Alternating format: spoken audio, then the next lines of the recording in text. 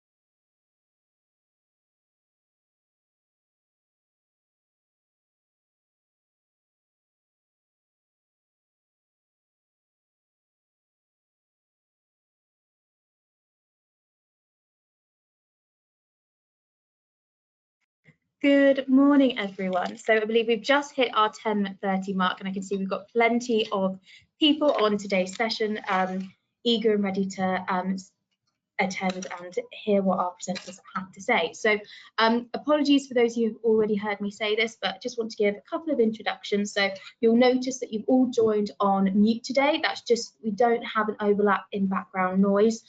We would love for the session to be as interactive as possible though. So down the right hand side of your screen, you'll see that you all have a dashboard. If you don't, you'll see that you have an orange arrow. Just click on that orange arrow, that will expand your dashboard. And then you'll be able to see that we've got things like our hands up functionality. We have got also a questions tab. So within that questions tab, that's where we'd love to have some interaction from you throughout the session. So please do feel free to ask us questions throughout. We have got some time aside at the end of the session to go through a little bit of a Q&A with you all. So we'd love to hear any questions that you have as we're going through today's session. For today's session, we've got about an hour blocked out just to make sure that we're able to go through all of the questions that are being asked, but please don't worry if we don't manage to go through your question or all of the questions asked during the session. We are going to be following up today's session with a FAQ article on our website, along with a copy of the slide deck that you'll all be able to receive as well. As I mentioned, all of you are on mute, so just a reminder that you won't be able to talk directly to us, but we do have that chat functionality. And we're going to have 3 presenters today. So I'm joined by Pam Brown, who will come on to speak to you in just a minute. Pam will introduce herself formally, but she is our steering group chair of the UVDB community and working very, very closely with the Cabinet Office as well for utilities. You'll then hear from one of my colleagues, Ian Wiseman, who's one of our senior sales consultants here at Achilles.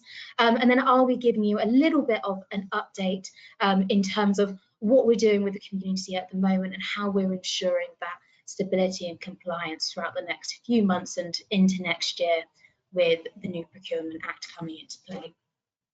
We'll then have sort of 5 to 10 minutes at the end to go through some of those questions. We've done one of these sessions previously, so we kind of know what to expect in terms of some of the questions that we'll have coming through, but we'll make sure that we go through and we answer as many questions as possible. In terms of our learning outcomes, we really just want to give you as much information as possible. So we want to help with your knowledge regarding the compliance and how to leverage the changes for the improved procurement process throughout the next few months, as well as what resources and support systems are available to you to make sure that you're ready and compliant moving forward, alongside kind of the specific requirements of the Act itself that I know Pam will take us through in just a moment. So before we start formally and I hand over to Pam, it's really important for us here at Achilles and within the UVDB to have a good understanding of where we're starting with people's knowledge. So I'm just going to share a quick poll on the screen now. So if I share that, you should hopefully all be able to see that poll now. So we'd love to know what your level of understanding is at the moment. So whether you know very little at all, whether you have some basic knowledge, or whether actually you're feeling very confident with your knowledge of the Procurement Act and what's happening at the moment. So we know we've got a good mix on the call today of contracting authorities, as well as some of our suppliers and some other customers that we tend to work with as well on some of our other projects and communities. So you can see about 83 of you have voted so far, which is brilliant. Thank you so much. I'll keep it open for just a couple more seconds just to see if we can get as many votes in as possible. We're just at the 89% mark. And perfect, so we've just hit 90. So what I'll do now is I'll close the poll. And we've got a little bit of a mixed review there. So you can see that we've got 45% of you who don't know very much at the moment, about 38% of you that have some knowledge but would like to understand some more, and then another 12% of you as well. So hopefully by the end of this session, we'll see those polls changing ever so slightly. Perfect. So if I go back to our deck, and Pam, if I can let you introduce yourself. Okay, thanks Tilly. Good morning all. Hope you're having a lovely sunny day wherever you are. So I am Pam Brown. I am the chair of the UVDB, and I'm also the SPOC for utilities, which means the single point of contact for utilities. This is in relation to primarily training facilitation for the contract authority procurement practitioners for utilities, but it seems to expand each day as something else needs to be done. So I'm generally the contact point for most things. So from a experience point of view, I was a systems and procurement governance manager in a regional distribution electricity provider or distribution network provider for 42 years. The last 20 was in that procurement role. I took early retirement just as COVID hit, and then I started dealing with the UVDB as a vice chair and now chair. And as part of that activity, it also expanded into the Cabinet Office roles. And I'll go into that a little bit more shortly. Next slide, please, Tilly. So what is procurement reform? What were the ambitions originally by the Cabinet Office to reform procurement back in 2020 when they first published the Green Paper? They had some very big ambitions, some of which have come to fruition, some of which haven't. But the biggest one that they have managed to achieve is that they've condensed the policy and the legislation from public utilities, defence, concessions, and all of those individual legislative documents. They've condensed it into one single suite of legislation. So all of what are now known as contracting authorities are now operating under a single set of regulations and act, with some derogations facilitated specifically for defence and private utilities, etc. They have also set up their single platform for suppliers to register, so that every contracting authority uses that as their central source of supplier identification and validation. And that will be going live on the 28th of October, on the same day as go live for the Act. And they're also undertaking an extensive learning and development process for procurement practitioners. This is one of the biggest changes to procurement legislation in recent years. So there's an awful lot for procurement practitioners, particularly in the public sector, to get their heads around and get to grips with. They have established the Procurement Review Unit, and it is starting to organise itself now. So again, they will be looking to renew and review procurement processes under the new Act once things get moving. They freely admit that really it's going to take 18 months really for that to really come into fruition, because it will take time for everybody to go through the transition process and ultimately deliver procurement events. Next slide, please, Telly. So, pathway to implementation. I mentioned December 2020 in my intro. That is when the Green Paper was published around their formative thoughts about what they wanted procurement to look like in the Act. It's taken a long time to get to where we are now. I've been in that time process all along, representing the UVDB, in engagement with the Cabinet Office, facilitating the different contracting authorities to take part in conversations with the Cabinet Office, responding to consultations, etc., etc. That's why, that's how come the Cabinet Office got my name, to say, would you be able to help us from a utility contact perspective. So it's taken a long time, it's taken an awful lot of effort, but we are now seeing the fruits of our labours. So the last piece of secondary legislation got in by the skin of its teeth just before the election was announced. There are another couple of pieces of secondary legislation to be placed before Parliament before the go live date, but there's not an anticipation that either of those would make any physical changes to exactly what's already there. It will just be some further notes and guidance information. So it's taken a long time, but we're now 13 Fridays away from go live. Next slide, please, Tilly. So we now have a new Procurement Act. Previously, we just had regulations, but we now have a UK Act, which was signed by the King in October of last year. Hence the 2023 reference. The procurement regulations, which we now currently have 4, have all been processed up until that election announcement.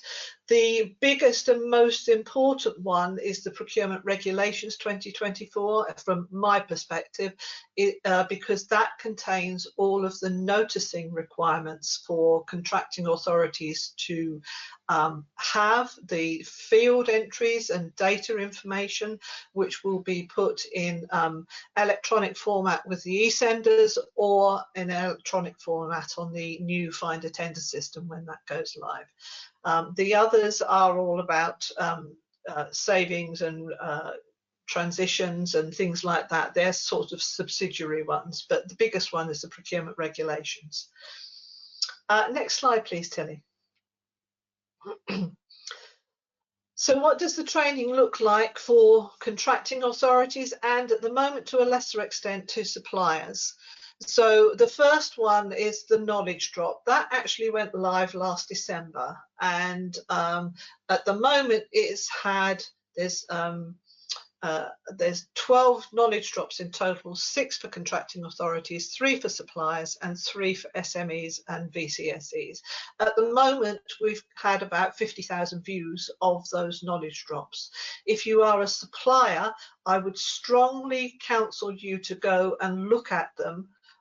There's only 3. It will take maybe an hour. They're short segment views, but it will give you a high-level view of what the regulations and the Act is and the rules around it, including some of the derogation rules that apply to utilities, private utilities, and defence sectors. So please go and look at that. I know from the meetings that I attend that the supplier view hit list is not as high as the others for contracting authorities. So they've been there since December, and they are still relevant and absolutely free to air for anybody to go and look at and gain a little bit more understanding.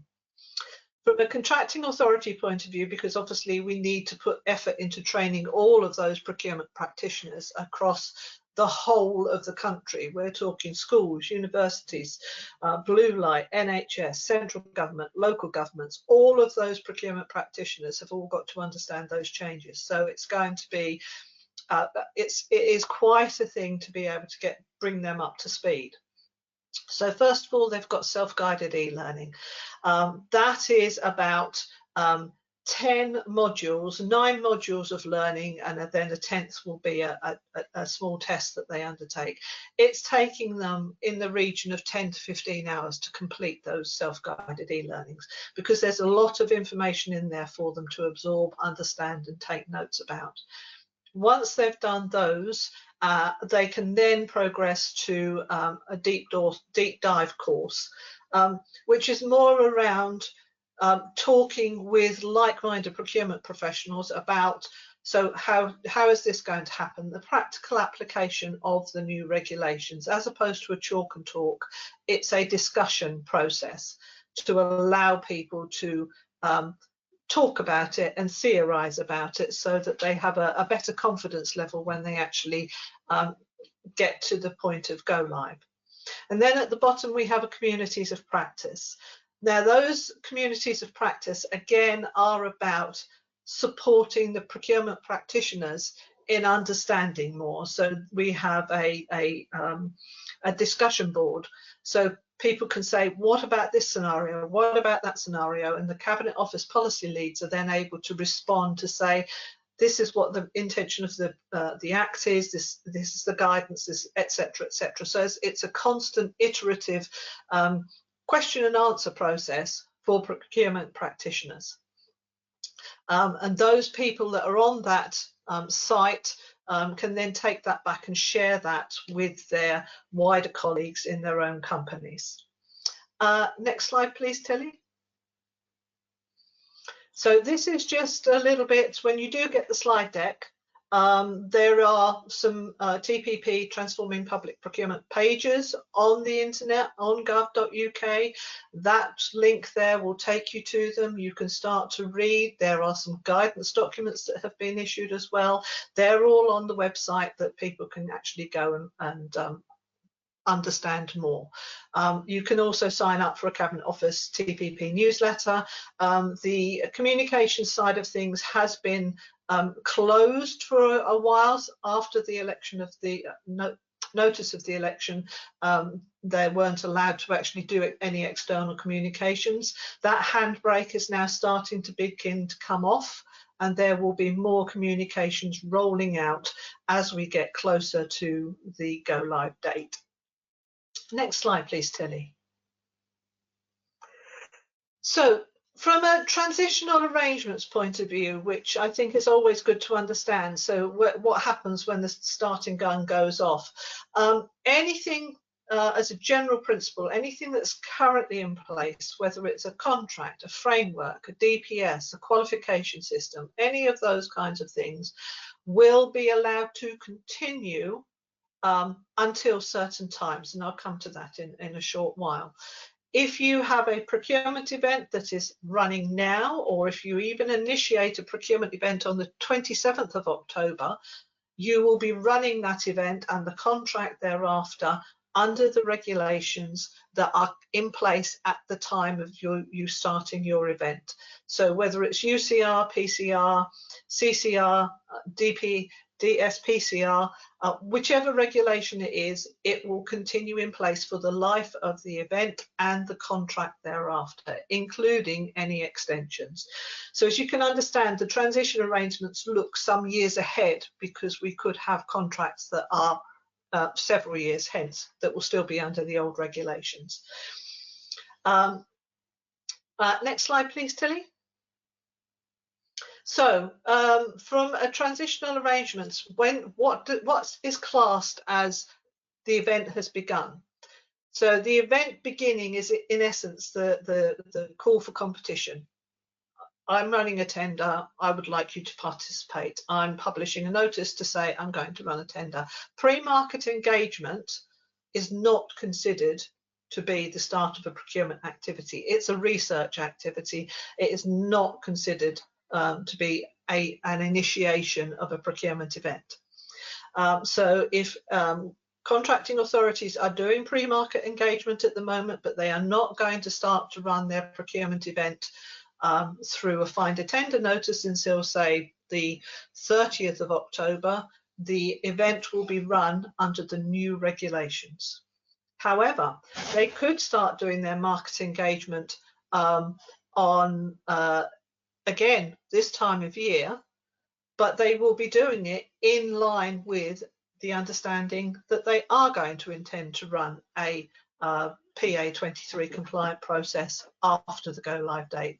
So it will always pay, and I think the thing I would say to suppliers is make sure that when you're reading any documentation you receive from a contracting authority, you understand under what terms the engagement is taking place. Is it existing UCR, for example, or is it going to be PA23?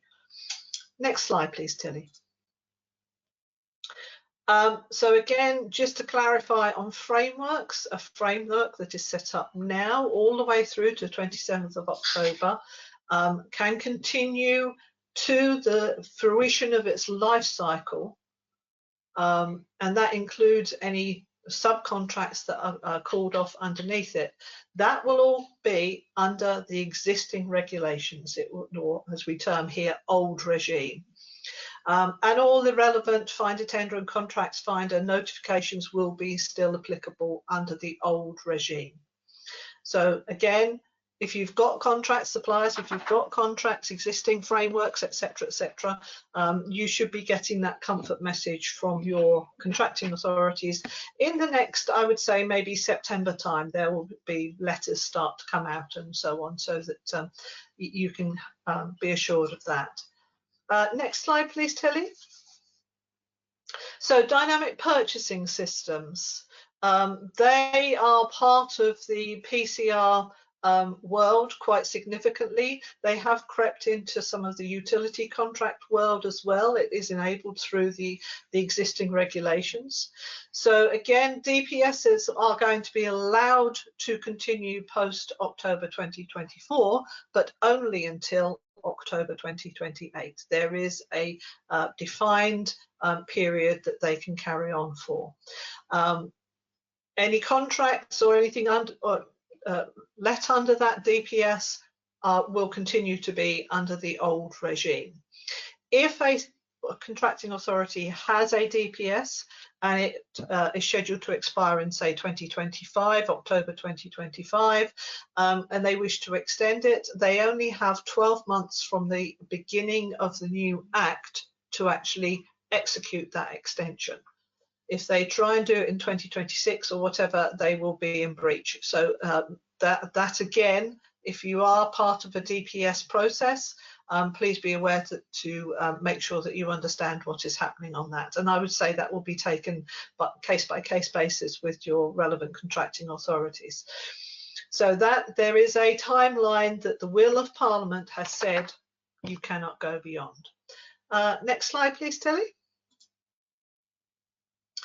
And the qualification system has a very similar timeline applied to it. So for me, qualification system, I default to UVDB because that's my bread and butter knowledge and understanding, but there could be other qualification systems out there. So again, the will of Parliament has said, and it recognises that there is quite a significant business disruption if they were to say no, shut it down straight away. So they've said again, October 2028 is the deadline for actually everybody switching to the new QUDM process. So from a UVDB point of view, we have some contracting authorities that say they want to transition at the time of go live. Others are saying, no, we want to leave it for a little while. That is at their discretion. And again, hopefully those letters, when they do come out, will explain what their plans are. But that is their discretion to allow to do so. Tilly will be talking about shortly about what we as the UVDB are planning. We absolutely anticipate that we will have the QUDM process up and running, but obviously that does then include some obligations on suppliers to register with the Central Digital Platform to enable us to get all of the information that we need to set up that QUDM process. So we are working hard to make sure that it will work, but contracting authorities have at their discretion the choice when they want to switch. Next slide, please, Tilly.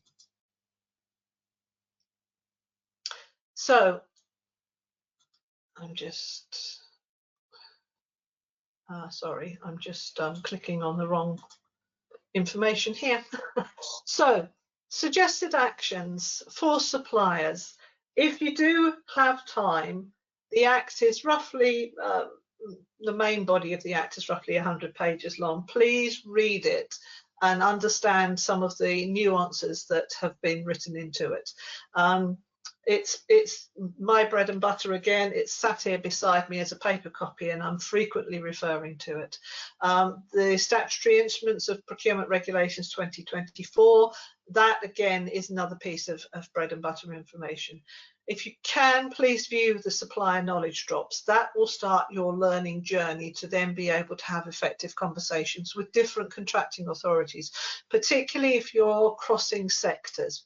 If you're crossing from a utility sector into a public service sector or an NHS sector or something like that, there will be nuances and different noticing requirements.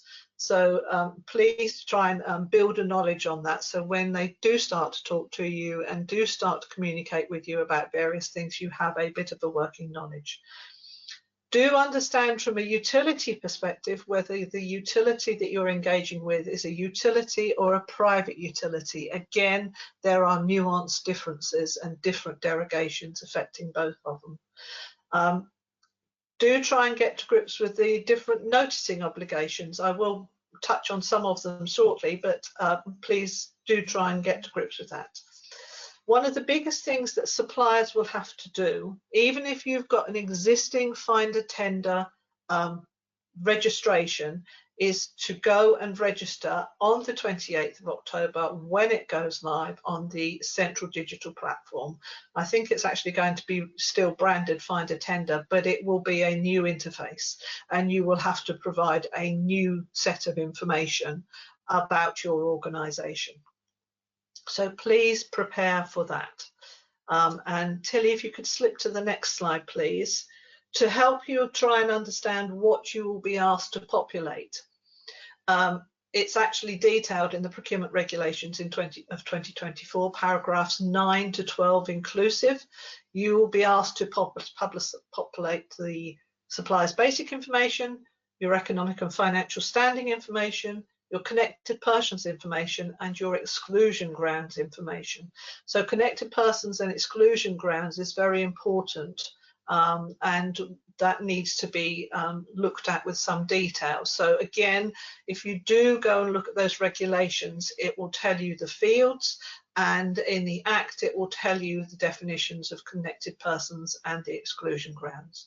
I would counsel you to get that ready so that when you go to register, you don't get halfway through and think, oh my goodness, I don't know what this is, I don't understand, who should I put in here? A little bit of pre-work will save all of that heartache. I would also counsel you to identify who is going to do this registration process, because whoever logs in first becomes the admin for your organisation, and they will then have, you know, the admin rights to control who else from your organisation could log in and so on, and they will also have then the obligation to make sure that everything is right on an ongoing basis. So please identify who you want to do that process. Next slide, please, Tilly. So just as a touch point, the compliant routes to market with effect from, I'm assuming, midnight on the 28th of October. I haven't had that timing confirmed yet. So under PA 23, the compliant processes will be the open procedure, which is a single stage tendering procedure without a restriction on who can submit tenders. So the contracting authority would publish their tender notice saying this is going to be an open procedure on Find a Tender, and supply their tender documents at the same time, and anybody can respond. So that will mean that it is open to anybody who's registered and who can see that notice going up. And it is a single stage process. This is what I want, send me your bid evaluation, contract award, so nothing else. The competitive flexible procedure, which is the other procedure, so we've gone from 5 procedures down to 2, can either invite suppliers to submit a request to participate, and then there will be a pre-qualification process before further information and further bid evaluations, etc., or competitive flexible procedure, where that is not done, but inviting suppliers to submit their first or only tender as part of the procedure. So competitive flexible procedure has been designed to enable contracting authorities to design their own procurement event. So they could say, actually, I'm going to run this procurement event. I'm going to have 3 stages in it. I'm going to have a pre-qualification stage. I'm going to have a presentation stage. I'm going to have a site visit stage. And then I'm going to have a submit your prices stage. And each one of those they can design to say, is it going to be a deselection process or however it might be. The key is that this all has to be detailed in their tender documents when they publish their tender notice. That's one of the biggest things, so that you as suppliers understand what your commitment would be to participating in that procurement event. So those are the 2 procedures that are the new procedures under the Act. There is also the facility for direct award, which has similar constraints on it that exist at the moment. Then there are also dynamic markets, and for the purpose of this presentation, I've just referenced utilities dynamic market and qualified utilities dynamic market. So dynamic market is the replacement of the DPS process. Utilities can run their own dynamic markets for specific things, or a qualified utilities or qualifying utilities dynamic market is the equivalent of what the UVDB offers as a qualification system now. And that's where the UVDB will be looking to create that process moving forward. From a UCR 2016 compliant process, you've got the qualification system, which is the UVDB.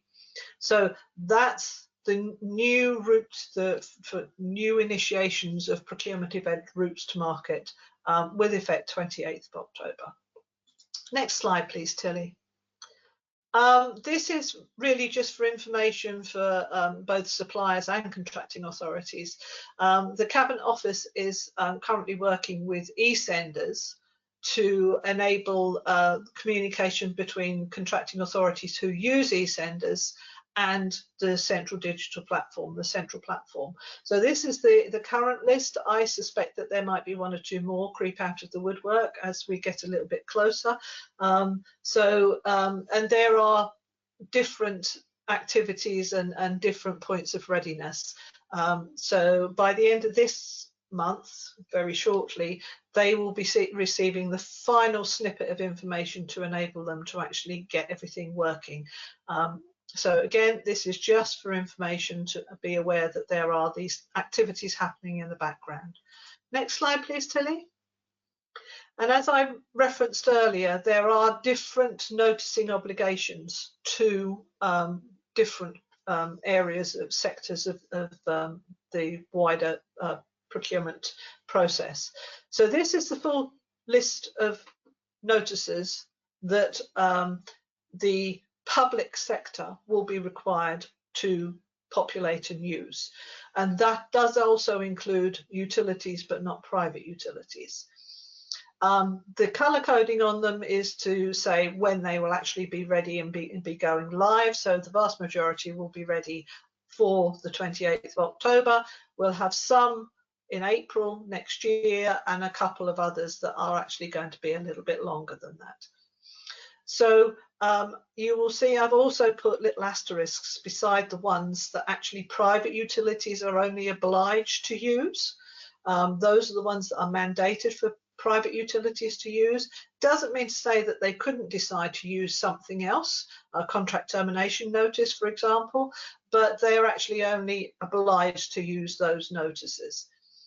From a dynamic market perspective, both for a qualifying utilities dynamic market and a utility setting up their own dynamic market, there are again 3 notices that signify the intention, the setup, and then the change.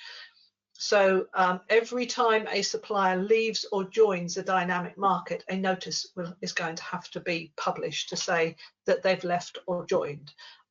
That's quite a significant piece of activity that everybody has got to get to grips with, but there is that requirement.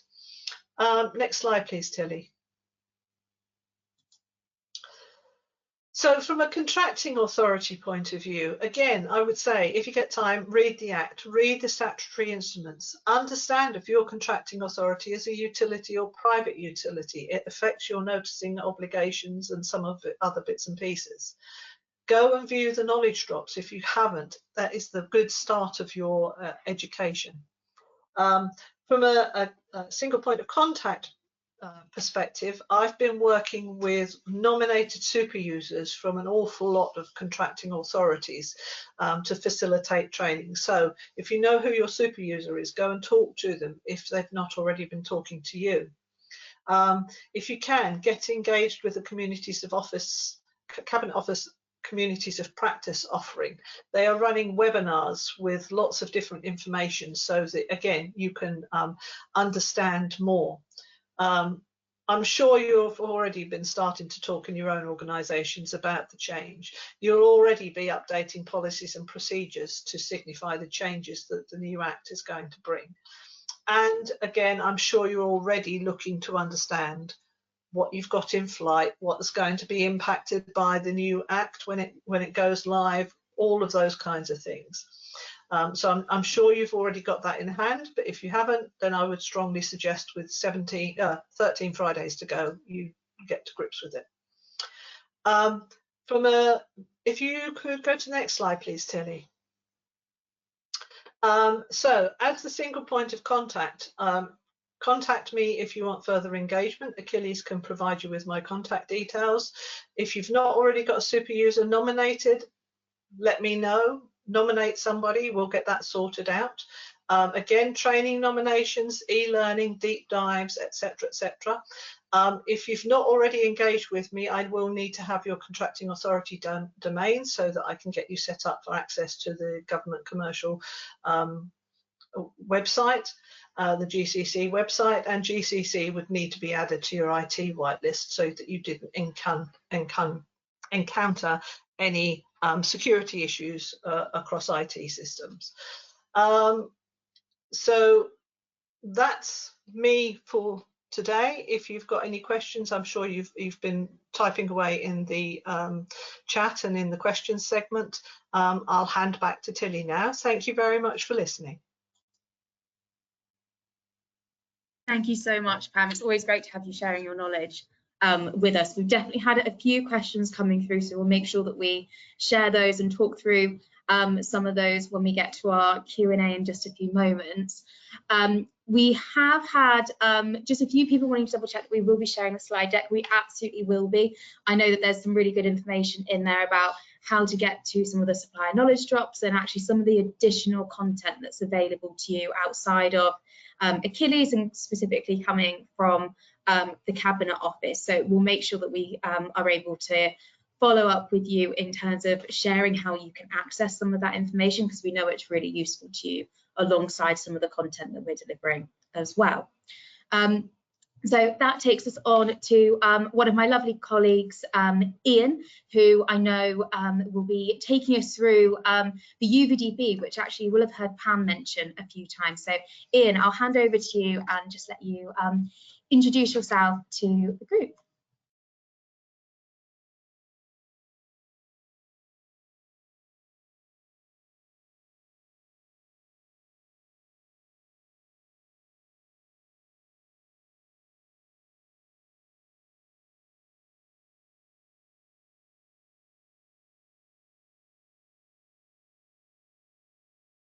Hi, good morning, everybody.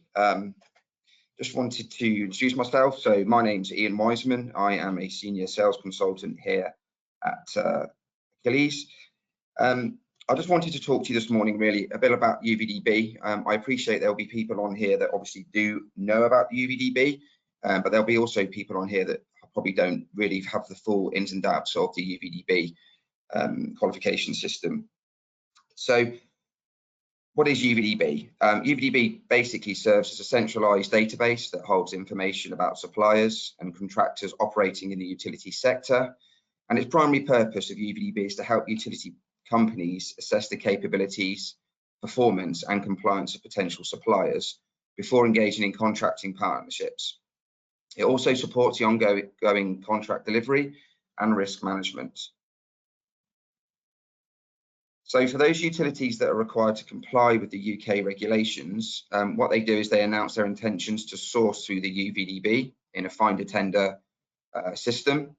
UVDB is operated as a qualification system, as Pam's mentioned, which is operating under Regulation 77 of the Utilities Contracts Regulations, which is 2016, and Regulation 75 of the Utilities Contract Scotland Regulations 2016. What it also does is it serves the same level of pre-qualification for those members of the utility community that are not obliged to comply with the utility contract regulations. This includes non-regulated utility organisations and organisations which undertake work under contract for UCR compliant utility organisations. So some key features. I thought I'd just highlight 4 key features which everybody needs to be aware of. The first one is pre-qualification. So what UVDB enables suppliers to undergo is a pre-qualification process in line with the regulations. It demonstrates their sustainability and compliance with industry standards. Now, this includes providing information about their financial stability, health and safety practices, quality management systems, environmental performance, and other relevant criteria. In terms of a supplier assessment, this includes factors such as track records, past project experience, safety records, technical competencies, and financial standing. It also helps capture carbon data. It also helps utility companies to make informed decisions about selecting suppliers. We also offer an extra level of accreditation through the Verify audit programme. In regards to supplier management, it facilitates ongoing supplier management by providing performance of utility companies to monitor and evaluate performance of their approved suppliers. It also allows tracking of KPIs, compliance with regulatory requirements, and maintenance of supplier records. And finally, it's a compliance and risk management tool. So it basically promotes adherence to industry standards, health and safety regulations, and environmental practices by pre-qualifying suppliers and monitoring their performance. It helps ensure that contracted companies meet necessary requirements. So why act now? So Pam's obviously gone through all about the procurement changes, but UVDB there is basically to help with business continuity planning for contracting authorities who aren't already using the UVDB. So as we've already been made aware, and as everybody knows, the Procurement Act 2023 goes live on the 28th of October. Awarding of any direct contracts and initiation of full covered procurement events under Procurement Act 23 may be impacted by the need for suppliers to contract authorities to register on a central digital platform on day one prior to the event initiation or contract award. Now, contracting authorities that continue to use an existing utility contract regulations, which is UCR 2016, compliant pre-qualification system as UVDB, will be able to continue to instigate procurement events and award contracts without any delay. So what UVDB will allow your organisation to do is have some breathing space and to get to grips with changes to ensure your transition is seamless, whichever direction you choose to go in once you've navigated the new landscape into PA23. As part of the transition process, which is set out by the Cabinet Office, the existing pre-qualification system, which complies with the Utility Contract Regulations 2016, will remain in place till the 27th of October 2028. So basically, in summary, any contracting authority that's not currently using a qualification system, whether that's regulated or private, I'd like to hear from you, because basically we can help you. And if anybody on the call today wants to hear more about the UVDB as a qualification system, please, you can reach out to me. My contact information will be shared with you in today's event, but also following. And UVDB is basically a membership. So you can commit to UVDB now. You can use that for 12 months while you're navigating the changes in the landscape of the Act. And you can make a decision after that 12 months whether you want to carry on using UVDB, or in fact you want to drop it and carry on with the new Act once it goes live. So that's it from me this morning. Thank you very much to you all for listening, and I'm going to hand you back to Tilly.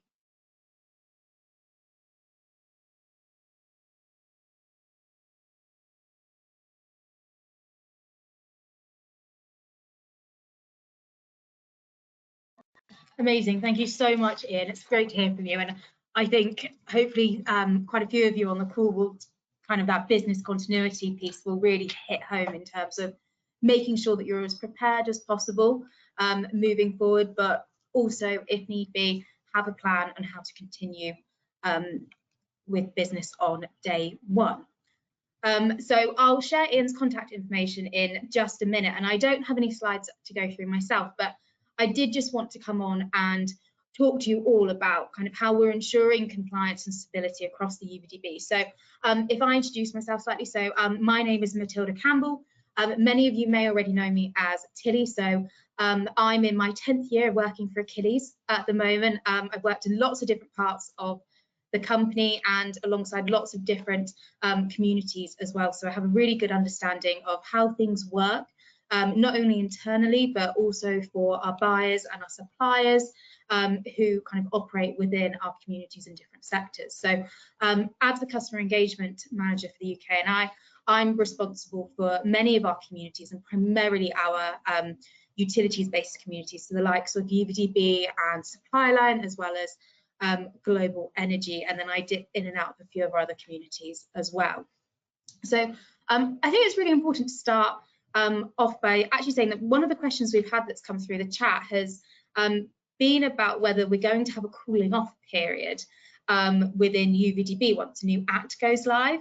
I can understand why that question's come through, seeing as I think when people think about the fact that we've got a new act going live at the end of October, everything will change within the UVDB, and actually that's not necessarily going to be the case. So it's part of my role alongside Pam to ensure that in the first instance compliance remains, and as Pam said, actually from day one, so from the 28th of October, the UVDB is going to remain compliant alongside the UCR 2016 regulations as a qualification system. So that qualification system is going to remain live. Our existing QSN notices that have all been published will remain on the Find Tender portal for the next few years until October 2028. And it allows for our existing customers to have a slightly slower transition if they want to. So our questionnaire as it is today will remain.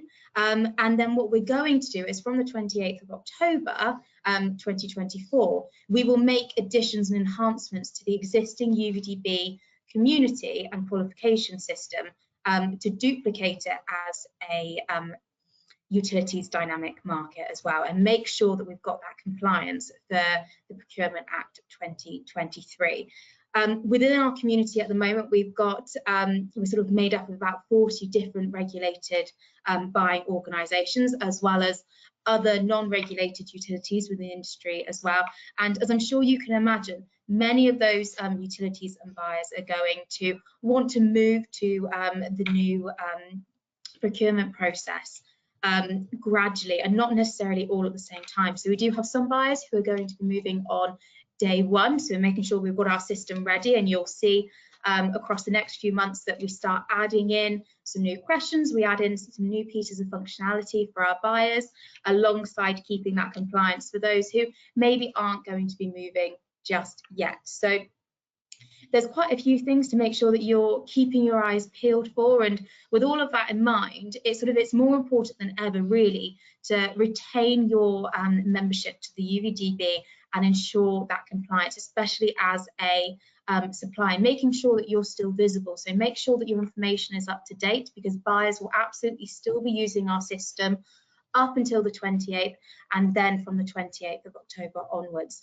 as well. There will be no sort of cooling off period for us. We will remain live and compliant throughout this entire process for our contracting authorities, our other buyers, and of course our suppliers. So in the immediate future, we will have things like a couple of new questions added into the key company information section regarding opting in to the new QUDMs, that's the utilities dynamic market, as well as also, when the time is right, adding in that option to insert your PPON number. So that would be your government identifier number that Pam so kindly talked about earlier, and really stressed the importance of making sure that that is created on day one and then uploaded to your UVDB questionnaire as soon as possible, because any buyer who is awarding a contract under the new Procurement Act 2023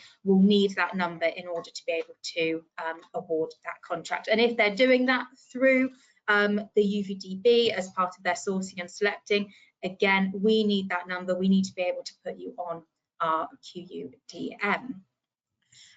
Like with anything that we do, we will of course be sending out plenty of communications, so do keep your eyes peeled. Make sure that your contact details are up to date in our system, so that you are showing as the primary business contact, the questionnaire contact, our audit contact, secondary business contact. Make sure that information is up to date, so that you are getting all of our emails coming through, making you aware of when we make these changes and the steps that you need to take within the questionnaire, as well as keep an eye out for more articles that we're posting. So we will be sharing an FAQ document very, very shortly off the back of this Roadmap to Readiness series that we've been doing. As well as keeping any eyes peeled on LinkedIn. So we'll have a number of events coming up in September, especially for our supplier base, where you'll be able to come, you'll be able to listen to a couple of our buyers, what their plans are, how they're going to be using the UVDB moving forward, and also interact with us at Achilles in case you have any questions or anything you want to go through as well. So keep your eyes peeled for that, because we're going to have lots of bits and pieces coming up. I'm working very closely with Pam at the moment to really ensure that stability across the community and that level of compliance that we've always adhered to. With the steering group at the moment, they have put in place a group of our buyers who are working in a subgroup to make sure that we've got everything in place that we need to have in place prior to go live. That's everything from me. So I think what I will do is, I can see we've had plenty of questions coming through. So I will just open that up. And Pam, as I've been looking through, I think between the two of us, we should hopefully be able to answer quite a few of these. Now, one of the most important ones I think that we've had come through is in relation to actually, what is the difference between a public and a private utility? And actually, some of these questions that we've got, I know we've spent a lot of time talking about ourselves. So I think it will be good to share some of that additional knowledge with the group we've got registered today. Okay, well, I just so happen to have a little presentation for such things, because I thought, I've been thinking for a long time now that there'll be these kinds of questions come from all the different kinds of engagement that I have. So I've actually extracted from the Procurement Act 2023, Part 1, Para 2.2. In this Act, a private utility means a person that is not a public authority or public undertaking and carries out utility activity. That is the actual definition. So that's private utility, whereas a utility could be more of the public undertaking description, which means a person, and in the Act, person is used as a cover-all term for individual, company, contracting authority, supplier. It's a generic term that is subject to public authority oversight and operates on a commercial basis. So you do have some utility organisations that are captured in this Act, such as suppliers of heat, some ports, maybe some authority, some transport organisations, etc., where they have some form of oversight by a group or an individual or a committee that is aligned to the government and to a public authority that is, i.e., taxpayer funded. So a utility could be a heating organisation that provides heat to a segment of a town, but actually its operation and oversight is carried out by the local council. So it's defined as a utility, but it's actually governed and controlled, or has an element of control by the local authority. So that's the two definitions. So private utility, I'm turning into I am not a legal person, I have no legal qualifications, but in my own understanding is a private utility is, for example, a electricity distribution network provider who is wholly owned by a third party, has shareholders, that kind of thing, and has no direct government oversight, as in somebody sitting on the board, or the board consists of local authorities, etc. Yes, they have regulatory oversight in the form of Ofgem and things like that, but that is not classed as a control of the operation of it. So that's the two definitions. I hope that helps. but that's where I'm pulling this from, and that's my interpretation of it. So if you've got a utility organisation that performs a utility activity but has a local authority group that sits as part of its board and things like that, they would not be a private utility, they would just be a utility. I hope that helps with people's understanding. I think it most certainly will do. So I know we're coming up to time, so I think there's a couple of questions here that I can bundle together. So there's been a few questions, which is quite interesting actually, about whether the new Act considers wider environmental costs and benefits as part of contracts, and whether, you know, how that is baked into the new Act, alongside actually does choosing a supplier with a smaller carbon footprint or the ability to report on it count as discriminating against a company because they don't measure their carbon footprint yet, as you know, some smaller companies may find it a little bit more difficult to do those measurements. Now, I know that's two questions there, Pam, but I feel like they link quite nicely together. Yeah, so in paragraph 22 of the Procurement Act, and I've got this written down so that I can have an aid memoir for when people ask me. It defines the conditions of participation that a contracting authority may set when they set to run their procurement event, and that's legal and financial capacity to perform the contract or technical ability to perform the contract. So that's the high level, and then the detail for the assessment of that contract process or that procurement event process. It has to be proportionate, it has to be relevant to the contract, but the contracting authority can then define what they consider the further subset of conditions of participations, and therefore the evaluation marking process that sits under that. And that would obviously be proportionate to what the contract is for, and what they particularly consider to be relevant for that activity. So that's one aspect. Then obviously in paragraph 12 of the Procurement Act, it says that contracting authorities must have regard to delivering value for money, maximising public benefit, sharing information for the purposes of allowing suppliers and others to understand the authority's procurement policies and decisions, and acting and being seen to act with integrity. So that maximising public benefit is that key piece, I think, there that you're referring to, the wider environmental costs and everything. And again, it has to be proportionate and relevant to the contract that is being put in place. So there is that aspect. And then there is a national procurement policy statement, which may or may not be subject to review under the new government, but at the moment it stands as it is. It doesn't apply to public utilities, private utilities, but it does apply to everybody else. And that again may have relevance to the green issues, the wider environmental issues, and those kinds of things, or you know, particularly for a region that might have something that it needs to drive and deliver.